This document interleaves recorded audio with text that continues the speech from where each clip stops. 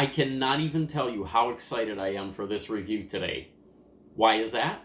Because it's my first ever visit to Jack in the Box.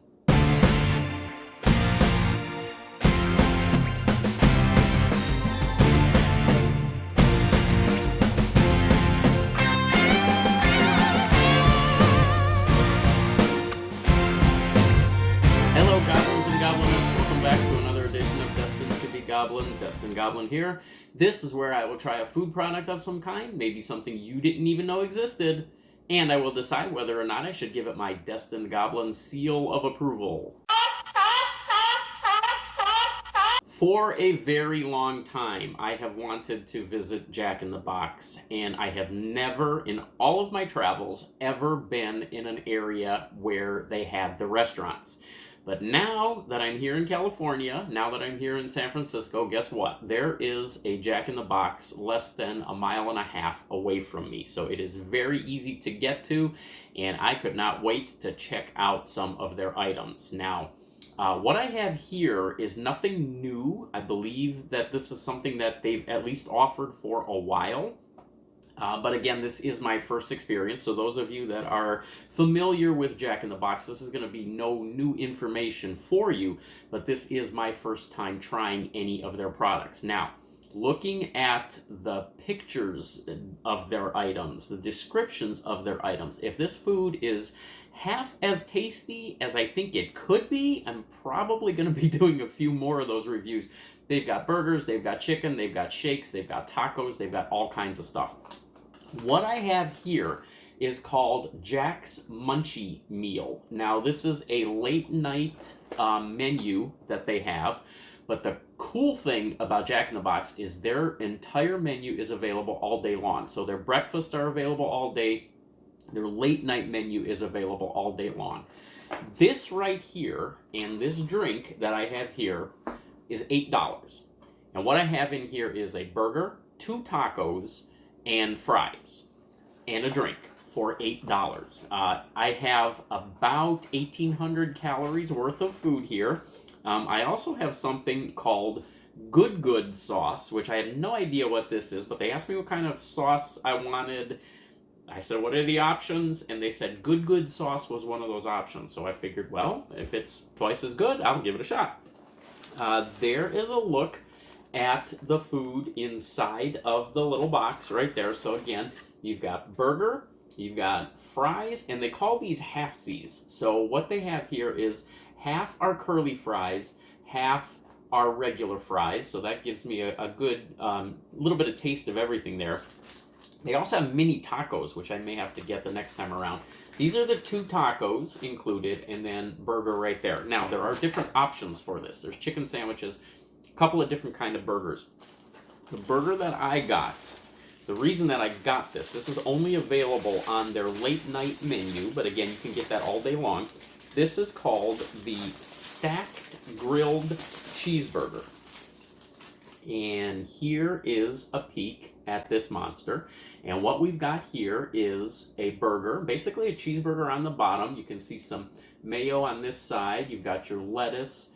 You've got a tomato on there. I think, yeah, there's pickles on this side. Might be a little hard to see right there.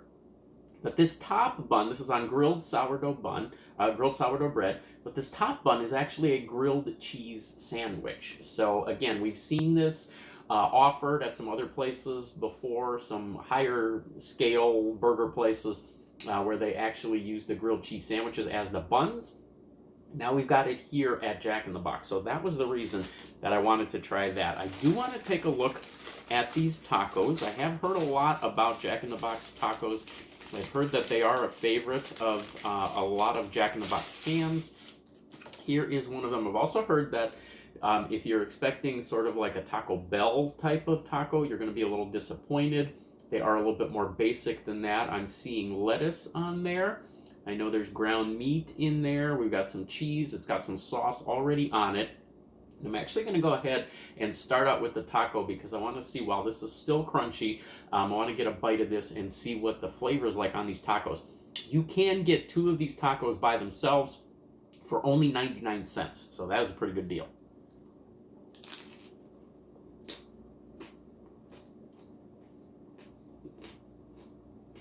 My understanding is that Jack in the Box had these tacos out for a long time, and then they took them away, and people were kind of upset about that. So people went crazy when they brought these back. This is definitely not a Taco Bell taco. And I can understand why you get two for 99 cents. I'm not saying it's a bad thing. It's just very different from a Taco Bell taco. If you have ever had, they do have the mini tacos, as I said. If you ever had those mini tacos, that is basically what this is, just in a larger form with lettuce on it. You get this, the tortilla is a little bit more, it's a little bit crispier than you would expect for even a crunchy shelled taco to be. It's crispy to the point where it's almost a little bit chewy. And then the meat in there is sort of that combination of the ground meat and the cheese all kind of melted together. Everything's basically in there. It almost forms a type of paste. That's what you're going to get on this. I have had those mini tacos before. 7-Eleven makes them. I have had them from my grocery store. You can get them as a frozen product. I actually like those things. So because of that, I like this type of taco. But if you're expecting something like Taco Bell, something like you would get from Taco Bell, where it's a little bit more, a little bit fresher ingredients, a little bit more authentic ground beef, where you can actually see the crumbles of the ground beef, that is not what this is. Again, I've got about 1,800 calories here worth of food. I'm going to go ahead and try one of these fries right now. I'm going to try one of these plain, try one of the curly fries, and see what I think of Jack in the Box fries.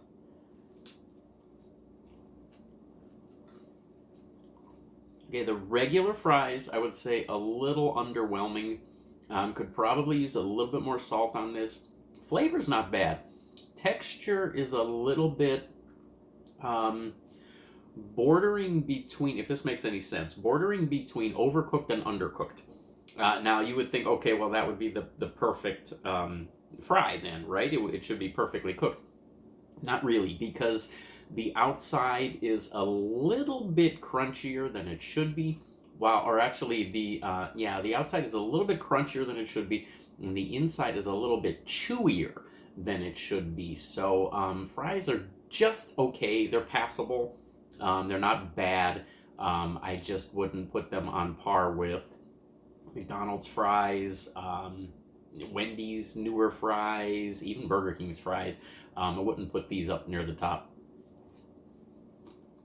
Actually, my favorite burger place that has fries is actually Steak and Shake. If you've ever had a chance to try those little shoestring fries that they make, I really love those. Here's one of their curly fries. It does look like there's a good amount of seasoning on there. Of course, I'm going to be comparing this to Arby's, so whether or not that is fair, we will see. But let's give this one a taste.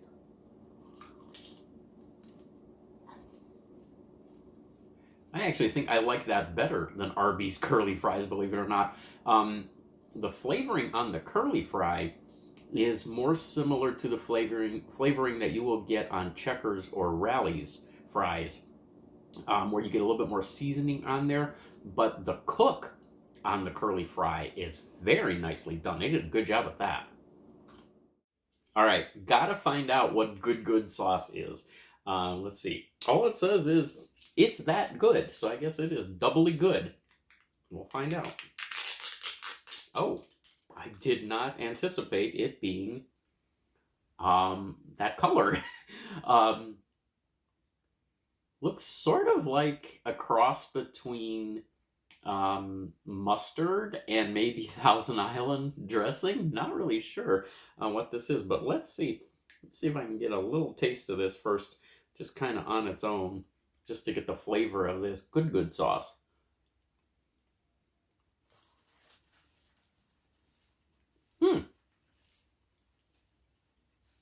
Wow, I really like that. It's smoky. There is a little bit of a tang to it. Now, they did tell me that this comes in a mild version and a spicy version. I got the mild version of it. I think the spicy version might actually be really good also. I could imagine using this on a lot of different things. That really does help the fries. That makes just the regular fries taste so much better. There's a great flavor on this. I like this. This is the good sauce at Jack in the Box. Let's try one of the curly fries. I don't like it as much on the curly fries just because the flavor of the curly fries on their own is very good. And so the good sauce sort of takes away a little bit from that. Doesn't make it as good. So I would say, at least in my case here, I would stick with the curly fries just on their own. And then I would definitely dip the regular fries in the good sauce. Good stuff.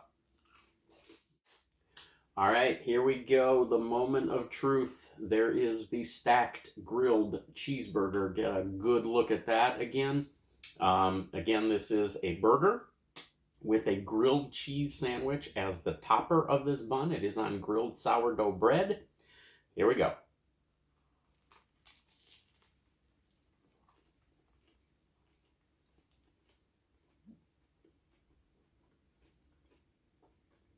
A lot of grilled flavor there. A lot of very beefy flavor in this patty.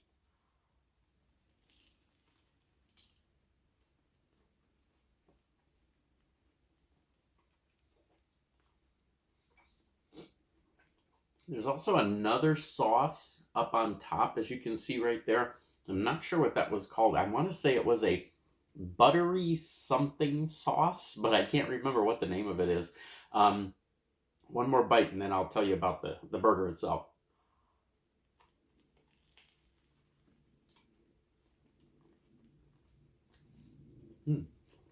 Lots of flavor in that burger. The patty itself is very reminiscent of a McDonald's burger patty. If you prefer something more like a Burger King burger patty, a little bit more of that flame grilling sort of flavor, you might not be as attracted to this. If you are more of a McDonald's fan, this is very similar to a McDonald's type of burger. Lots of flavor in that. Lots of cheese that comes through with that bite. And in fact, you can kind of see how that cheese has sort of melted up top there. And then that buttery sauce that's on there really adds a lot of flavor to the sandwich as well. I'm pretty impressed with that one. It is a little bit more of a drier burger patty, but again, this is fast food.